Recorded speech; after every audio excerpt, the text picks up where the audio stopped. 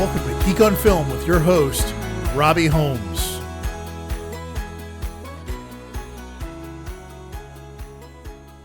Hello, folks. It's been a minute. I'm so glad to be back in your ears. This is Robbie, and things have been a little chaotic. I've had some medical issues. We've gone through some construction at my house that was so loud I couldn't record during the day at all. But I'm here, and I'm happy to talk about the Middleburg Film Festival. It's a little late, but I'm happy to give it a quick recap and talk about all the films that I saw there and about my general experiences. So let's start with that. General experiences. This is my third year going to Middleburg. I consider it my home film festival at this point, and it sort of seems to get better every year. I have great experiences with the staff, with the people who are volunteering, and just in general, it seems like it is just getting smoother to get through. This year, I was able to see, I believe, 9 films total at Middleburg, and I couldn't be happier with the film choice. I think the curation of the festival is fantastic. I think you'll see as we go through the list that I was able to see an awful lot of things that are going to be Oscar contenders, but also things that are just really interesting, and I'm glad I got to see, even if they're not. And then some films that I think are making some waves, but maybe not going to be as well loved, even by me. So let's talk a little bit about the films that I saw this year. So I believe at this point, I would happily say that Anora was the first film that I saw, and it was also probably my favorite film of the film festival. I think that it is a powerful film. I think it is a modern day Cinderella or Pretty Woman with a little bit of After Hours mixed in. The film has really moved its way up in my estimation. I've now seen it twice. I saw it once again with my wife. It is my favorite film of the year. It is currently in the pole position for me. It's written and directed by Sean Baker. Mikey Madsen is played by it plays Annie or Anora. Mark Edelstein plays Ivan or Vanya. The trio of could be comedic muscle are Karen Karagulin, who plays Toros, who's been in many of Sean Baker's films. Vache Tomosyan plays Garrick, who is like seriously comedy relief throughout almost all the movie. He is so funny. Toros is a riot. He plays such a great like straight man who's dejected and frustrated and can't believe he has to like babysit this Russian oligarch's kid. And then there's Yuri Borisov, who is, in my opinion, sort of the supporting, probably almost as much a supporting actor as Mark Edelstein is. He's framed in a way throughout the movie when you watch it a second time and you go back and watch it and focus a little bit more on Igor's character, you can see how much love Sean Baker is putting into that and how much he's leaning towards that character and their reactions. So the synopsis of the movie, according to our friends over at IMDb real quick, is Anora, a young sex worker from Brooklyn, meets and impulsively marries the son of an oligarch. Once the news reaches Russia, her fairy tale is threatened, and his parents set out for New York to get the marriage annulled. I gave it 4.5 stars on my Letterboxd review. And my review on Letterboxd was, I think this might be the best film I've seen this year. The film is a rich tapestry of characters, from both the absurd to the familiar as a native New Yorker. The standout of the film is Mikey Madsen. She should be a lock for Best Actress slot across the board this year at all award ceremonies. And that is becoming true. If you look, she and the film have been getting a lot of recognition across a lot of different film festivals. And I would say this movie is a really interesting darling of the film festival circuit and then of the award ceremonies. My big question is, how is this going to play with the Academy? The first 15 to 20 minutes is a lot of dancing in a strip club and a lot of nudity and then a lot of sex. And I think it may be too much for the Academy voters. But I think from the script to the directing to the editing to the choices that are being made throughout this movie, Sean Baker has really created the culmination of the types of films he has made up to this point. I've been a growing fan of Sean Baker, and I am really impressed with Anora. I think he also made the right choice by choosing Mikey Madsen and anchoring an entire film around her, because she is ferocious and dynamic and uh, emotional and tough and broken and unbelievable. She is really, this movie wouldn't work without her, and I can't wait to continue to show this movie to people. It is seriously going to go down for a long time as one of my favorite films. All right, next up is The Brutalist. So this is a fun one because I was late arriving. I literally like skidded into the parking lot and then scooted across the grounds and made my way to the film venue and was able to at Middleburg. They're great. They save a few seats right near the door in case someone is late. And for the first time ever, I had to take one of those seats. Like I entered as the lights went out, as the trailer for Middleburg was playing, which I've never had to do before. And I like slid into one of those seats and was so happy that I made it. This was written by Brandy Corbet and Mona Fastvold and directed by Brady Corbet. Adrian Brody plays Lizloth Trough. It is the center of gravity for this film, but also so capable of holding that center and your attention, is what I would say about Adrian Brody. Felicity Jones plays Erzbeth Toth. She appears and really becomes a part of the story in the second half, and at times might even be fighting Adrian Brody for who is the lead of the second half of this film. She is a force to be reckoned with. It is unbelievable when she arrives, the impact she has on the film. Guy Pearce shows up and is the owner of a property that is being worked on by Laszlo. And he plays Harrison Lee Van Bruin Sr. It is maybe the best I've ever seen Guy Pearce. He plays this button down, hard assed, like, ultra rich, waspy character. And then in the second half of the movie, his performance pivots and it's a completely different performance by the same person. It is really an astounding performance by Guy Pearce. Summary on this film from our friends at IMDb is: when visionary architect Laszlo and his wife Erzbeth flee post-war Europe in 1947 to rebuild their legacy and witness the birth of modern America, their lives are changed forever by a mysterious and wealthy client. My review that's still up on Letterboxd is a lot of movies still processing. The best comp for this would be There Will Be Blood. I think this is a film that is also trying to show us what America and the ideals of America in a transition point are. And I think it is a powerful film. It's almost two films in one. It's like getting a part one that then sets up the powerful second act, that without part one and without the first hour and 50 minutes, you wouldn't be able to enjoy or understand the second half of the movie. I really think this movie is going to get nominated for a lot of things, including cinematography, including production design, lots and lots of acting nods. It's a really impressive film. You should see it. Let's move over. Next movie I saw was The Last Showgirl, written by Kate Garriston and directed by Gia Coppola. Pamela Anderson plays Shelley. She's really solid in a bit of a Marilyn Monroe turn for her throughout the film. Dave Bautista plays Eddie and is an amazing rock of this movie from the personal perspective and the professional of Shelley. Jamie Lee Curtis plays Annette. She's so over the top and is overwhelming in the scenes that she's a part of. Billy Lord as Shelley's daughter, Hannah, is good and sad. Kiernan Shipka as Jody is a great surrogate daughter to Shelley, and Brenda Song as Marianne is a great truth teller and a Debbie Downer. Let's see what our friends over at IMDb had to say. A seasoned showgirl must plan for her future when the show abruptly closes after a 30-year run. I don't have a review written up on Last Showgirl. I gave it 2.5 stars. I would say that it is a really amazing performance by Pamela Anderson. I think that Dave Bautista and some of the supporting cast are also very good. I don't think the film script has a lot to offer. It feels like it's pretty surface level reading of the people in the world that this is a part of.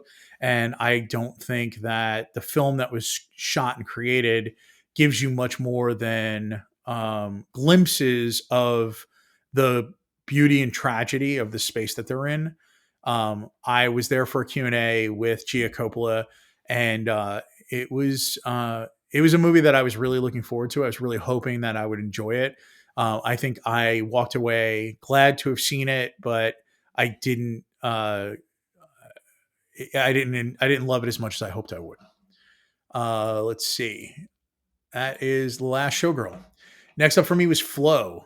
So Flow is written by Matisse Kaza and Gintis Zibalodis and directed by Gintz Zibaldotis. I didn't get better the second time. A cat is a solitary animal, but as its home is devastated by a great flood, he finds refuge in a boat populated by various species and will have to team up with them despite their differences. So this movie had a very special place for me because I got a chance to get over and see this. The first movie of the day had a failure, wasn't able to be shown. I'm glad I didn't actually rush to make it. I showed up. I would have missed the first movie, but I got there early enough to be able to like get there and relax at the venue. And as I'm sitting there, I got a chance to run into two amazing humans that happen to be waiting also. And that would be Derek and Crystal. And they were wearing badges. So Derek and Crystal Mosel. And I'm talking to them and chatting with Derek Harden. And we immediately vibed. It was like super fun and chatty, and it felt very comfortable. And it turns out that Derek is an actor and a director, and Crystal is a producer and a director, and they have a film at that was there at Middleburg. The film is called Black Sea.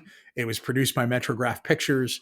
And after chatting with them, I was able to, I was not able to make it to their movie because I had plans to have lunch and brunch with some people that at the time of their one showing.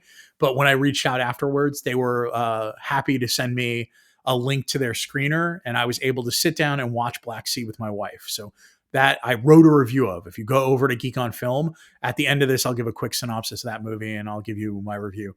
Back to Flow. The animation style of this movie is so beautiful and painterly and feels a little bit like a combination of influences. So like the new Teenage Mutant Ninja Turtles painted messiness and a little bit of like Spider-Man into the Spider-Verse and the clash of styles and the amount of emotion that this movie is able to engender for all of the characters, not just the cat, but the other myriad of animals that are a part of this space. And then the fact that they're all having to live together under one auspices to try to survive is very moving and very powerful. And I really was impressed. I think it's probably deserves a spot in the top 5 in the best animation category. And I hope that more people watch it.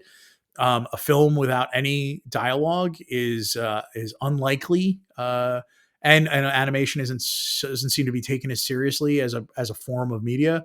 But I really, I think that we should really expect that animation is just a different form of telling a movie.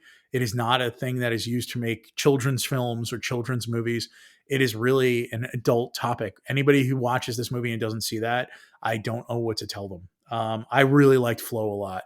Flow was powerful and moving, and it was really crazy. My review of it was 4.5 stars. Wow, visually stunning and so powerful. You have so much empathy and care for this black cat with its giant eyes throughout the movie. It's astounding what that movie is able to pull off. Next up for me was Night Bitch. So Night Bitch was written by Mariel Heller and Rachel Yoder, and it was directed by Mariel Heller. Amy Adams plays mother, and Scoot McNairy plays father. The synopsis of this film is a woman pauses her career to be a stay-at-home mom, but soon her domesticity takes a surreal turn.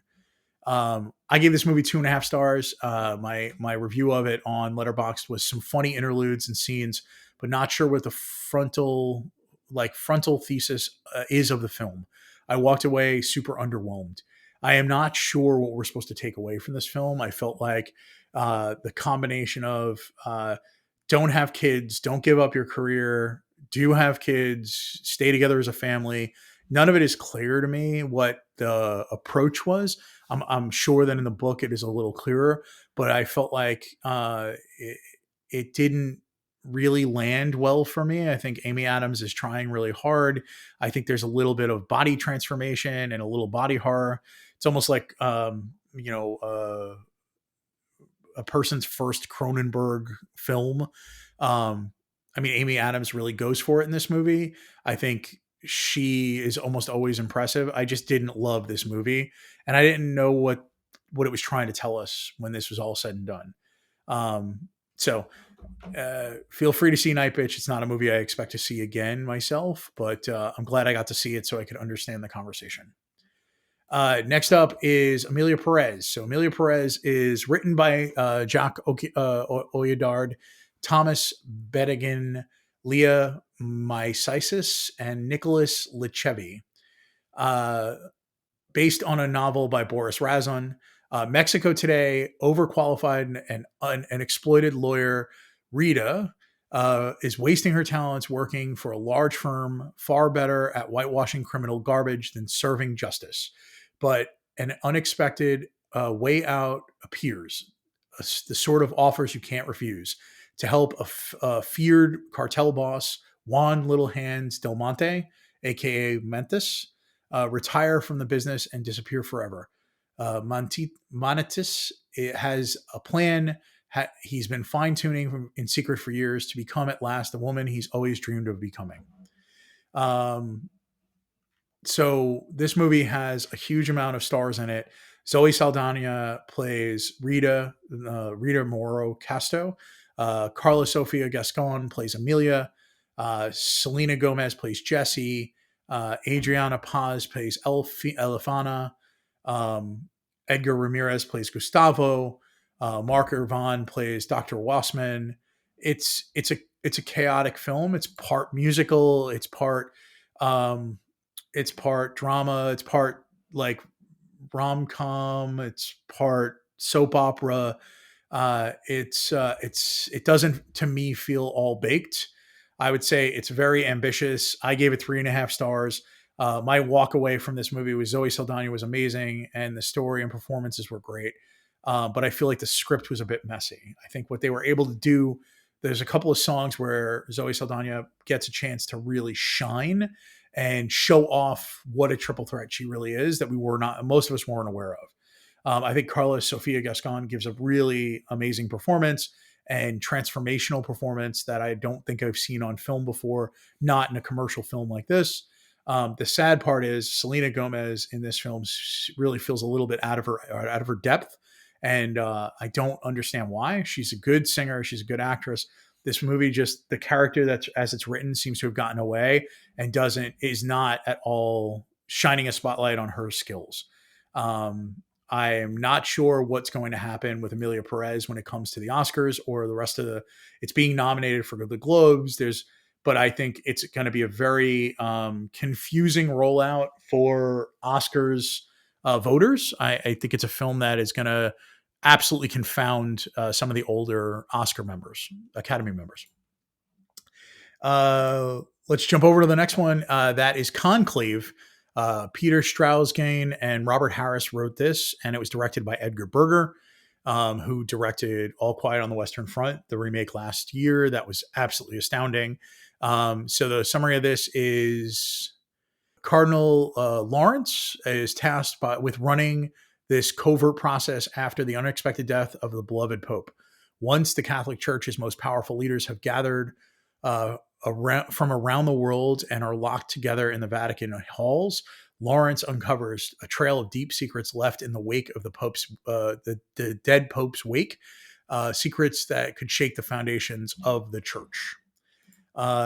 This film is full of an amazing cast. I think, you've got Ray Fiennes playing Lawrence. You've got Stanley Tucci playing Bellini. You've got John Lithgow playing Tremblay. You've got Lucien Mazaban playing Adam Adeyemi. You've got Jack Coman playing Wozniak. Just so many amazing actors. I think the real standout, you've got Isabella Rossellini playing Sister Agnes, which is like a really amazing performance that is starting to get recognized for Best Supporting roles, even though she may only have about 8 minutes of screen time. It's pretty unbelievable. I think the really nice surprise is Carlos Dez playing Benitez. Really, really unbelievable cast. I think the production design and I think the cinematography on this film are really, really good. I think they are top notch. I think it will give almost any other movie a run for its money. I think this feels like an adult drama from like the 90s that we often talk about we don't get anymore. It's a lot of intrigue. It's a lot of very good actors coming together under one umbrella. I gave it 4.5 stars at the film festival. Said it was pretty amazing, visually stunning, and the final reveal I wasn't expecting. So there's a great third act reveal that sort of changes the film. I would say this is likely going to end up on every single award ballot, and I think we could see a lot of individuals get recognized coming out of this film. All right, next up was Maria, written by Stephen Knight and directed by Pablo Larraín. Can we just take a second and say, like, listen to the films I'm talking about? There's an amazing amount of awesome films that I've listed this year, and other ones that are just a little complicated and a little bit more controversial. But I'm so glad I got to see them. Like, just think about what I've talked about up to this point. Next up was Maria, written by Stephen Knight, directed by Pablo Larraín. Like I said, it's Maria Callas, the world's greatest opera singer, lives the last days of her life in 1970s Paris as she confronts her identity in her life. Angelina Jolie plays the titular Maria Callas. This is the third film in Larraín's Strong Women trilogy that includes Jackie and Spencer. This movie is moving. It's powerful. I think Angelina Jolie does an amazing job in this film. Really, really taking a character and humanizing it, showing us the complications of this great singer, and her the end of her life and her drug addled time period. And there's some great performances by Pierfresco Favino playing Ferruccio and Alba Rarwacher playing Bruna, who are the staff that takes care of Maria. And of course, Cody Smith McPhee shows up and is an interviewer of her and plays mandrakes. And those scenes are really powerful and beautiful. And there's so much going on in this film, but so little. It's all taking place at the sort of very end of her life and giving us an opportunity to see a little bit of the woman and what she became and how she saw her singing and all the powerful things that she was going through. I really love this movie. I was moved by it. I was moved by the choices Angelina Jolie made, the layering of her voice, I believe, with Maria Callas's throughout the movie. It's really powerful, and to see it at a film festival, which a large group of people, really was powerful. And I'm so glad I was able to see it here, because I don't know if it would have had as much impact if I was sitting on my couch. This is one of those movies that I will remember for a long time as a film festival film. Similarly with Conclave and Brutalist. So this year had a whole bunch of those. Let's see. The last film I saw at the film festival was Nickel Boys. It was written by Ramel Ross and Jocelyn Barnes. They wrote the screenplay. It's based on Colson Whitehead's book, and it is directed by Ramel Ross. It's based on the Pulitzer Prize-winning novel by Colson Whitehead. Nickel Boys chronicles the powerful friendship between two young African American men navigating the harrowing tales of a reform school together in Florida. Ethan Harris plays a young Elwood. Brandon Wilson plays a young Turner. Ingenue Ellis Taylor plays Elwood's mother, Hattie. My takeaway from this was like, in a unique filmmaking approach for viewers to see the plot unfold directly through the eyes of the two protagonists. The film is shot from the perspective of a first-person point of view, and it flips between those two main actors' perspectives. And it's all shot in 1:3:1 aspect ratio, so it's very boxy. Let's see what I wrote about this. Yeah, so my review was 4 stars of Nickel Boys, a powerful movie with an interesting approach to seeing the film in essence through the eyes of the characters that both end up in the Nickel Academy. I was lucky enough to be there at the film festival and hear the director speak about this film. He introduced it at the beginning and said, "This is a film that is different than other films. Please give it a little bit of time. I promise it'll pay off." And it did. It is a very moving and a very harrowing movie that I think was astounding. I was very moved by this film, and I think that it really does show that there are different ways to think about approaching telling a story, and this movie, for the first time in a long time, feels very unique and different. And I was truly impressed by what they were able to pull off in this film. I really, really hope that everyone gets a chance to see this movie. I think it's an important film for a lot of reasons. I think it's important for the subject matter. I think it's important to acknowledge a new auteur that we're getting to really embrace. And I think I probably would say I have stock in Ramel Ross going forward, and I cannot wait to see what he does next. So that's the last film that I saw here at the actual festival. But remember, I was lucky enough to meet my friends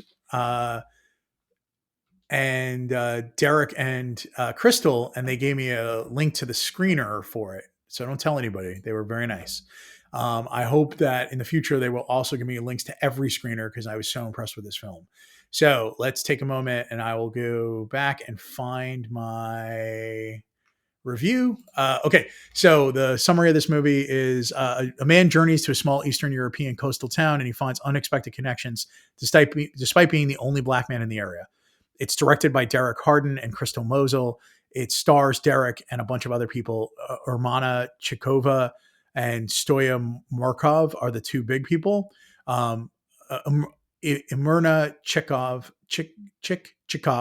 plays Anya, and she is amazing. She is a balance to Derek's Khalid, and their unbelievable relationship and emotion is really powerful. So my review of this film, I gave it 4 stars.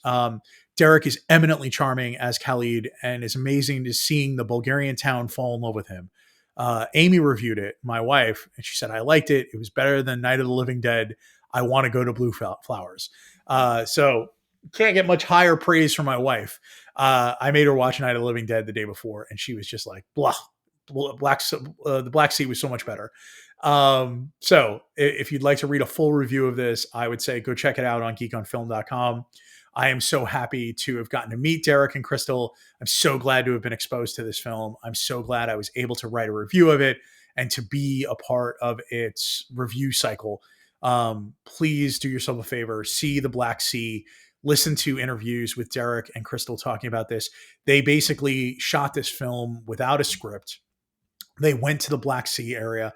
They stayed there. They shot what they saw. Derek won people over, brought people in who were non-actors, made them feel a part of the movie, and created this like extremely moving and personal film. And I loved it. I had so much fun with it. And I was so thankful to have met them. You should watch this film. I'm really sorry that it took this long for me to put this out. I'm very excited to try to get back in the saddle. I'm going to say this is the end of season 2 of Geek on Film, and I will reopen it with films going forward that are probably going to be contenders for the Oscars. But I think this is a nice place for me to end the second season of Geek on Film. I plan on trying to get back to this and doing a review every week or two, a recorded podcast, and I will try to write more reviews on geekonfilm.com. Please follow along over at Instagram and Blue Sky. I'm spending more time on Blue Sky. As always, there's also the Facebook account. There's a Twitter account, but I'm not planning on updating that at this point. I'm Robbie the Geek everywhere online. You can find Geek on Film as Geek on Film.com in certain places and Geek on Film. Just look for the Geek on Film logo when you're looking for those accounts on social media. You can also click the links at the bottom of geekonfilm.com. That will take you directly to those accounts. This has been really fun to synopsize this movie festival. I had such a good time at this festival. I can't wait to next year. Some nice things that have already happened. I bought my tickets to Virtual Sundance, so that will probably be a big deal, probably my second or third podcast of the second season. And I look forward to seeing what pops there for me. Remember last year, I was able to see A Real Pain, and I saw Die Die, and I saw Thelma. I saw an amazing amount of films there that went on to be important films this year.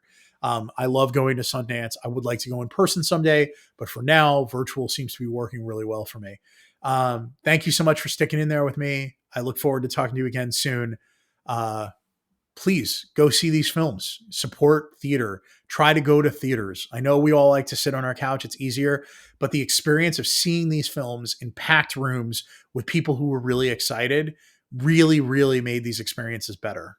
Um, Thank you so much, and I'll talk to you soon. Have a great day. Bye. This has been a Geek on Film podcast. Thanks for joining us. See you next time.